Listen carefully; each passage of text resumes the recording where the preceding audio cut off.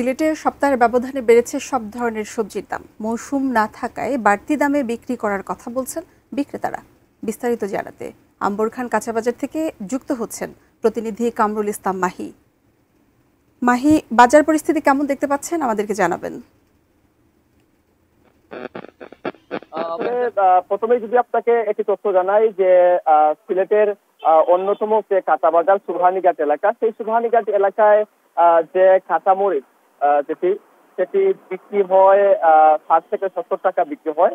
সেই কাঁচাবাজার থেকেই কিন্তু কাঁচামরিচটা অন্যান্য বাজারে যখন সরবরাহ হয়, পাইকারি বাজার থেকে খুচরা বাজারে সরবরাহ হয়, সেই বাজার থেকে কিন্তু এই কাঁচামরিচের দাম প্রায় দ্বিগুণ হয়ে যায়। অর্থাৎ এই বাজারগুলোতে এসে কাঁচামরিচের দাম 200 টাকা হয়ে যায়। আবার এই সবজিগুলো যখন আবার সিলেট শহরের অলিতে গলিতে যায়, তখন এই কাঁচামরিচের দাম 250 টাকা পর্যন্ত হয়ে যায়।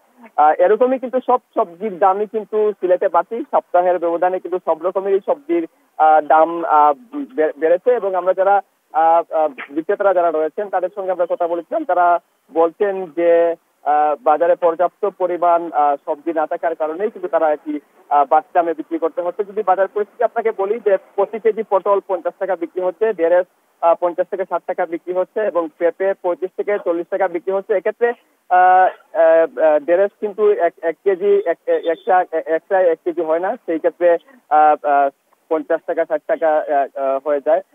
অন্যদিকে কিন্তু টমেটো 120 টাকা কেজিতে বিক্রি হচ্ছে, লাউ 120 টাকা এবং কাঁচামরিচের কথা আপনাকে একটু আগেই বললাম, গাজর 140 থেকে 150 টাকা। আমরা বিক্রেতা যারা রয়েছেন তাদের সঙ্গে আমরা কথা বলেছিলাম, তারা বলছেন বাজারে আসলে পর্যাপ্ত পরিমাণ সবজি সরবরাহ না হওয়ার কারণেই বাড়তি দামে তারা বিক্রি করতে হচ্ছে। অপরদিকে যারা ক্রেতা রয়েছেন তারা বলছেন যে বাজার পরিস্থিতি মনিটরিং না করলে যে নাভিশ্বাসটি রয়েছে, সেই নাভিশ্বাস কিন্তু বেড়েই চলবে। তো প্রতি সপ্তাহেই কিন্তু সিলেটে সবজির দাম বাড়ে এবং এই সবজির দাম বাড়ার কারণে ভুক্ত পর্যায়ে এসে ভোগান্তির শিকার হন সাধারণ মানুষ। তো এই ছিল সিলেট থেকে আমার কাছে সর্বোচ্চ মেহজাদ।